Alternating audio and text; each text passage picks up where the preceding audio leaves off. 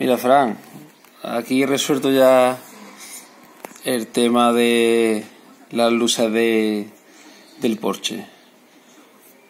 He estado dándole una pensada y al final, tranquilamente aquí en mi casa, he hecho el esquema a ordenador. Esto de aquí es el interruptor doble del salón. Interruptor doble.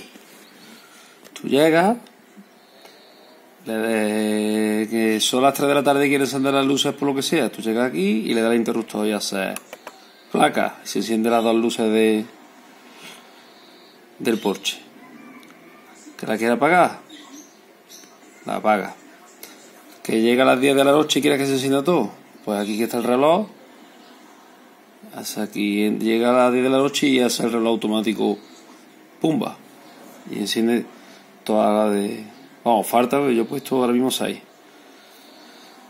Que llega a las 6 de la mañana, el reloj corta y hace placa. ¿Que quiere encender? Aquí. Y enciende el Porsche. Solamente.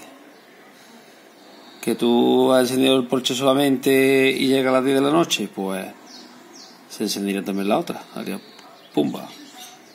¿Vale? Que allí no lo veía. Me tengo que poner aquí en el ordenador tranquilamente a hacerlo.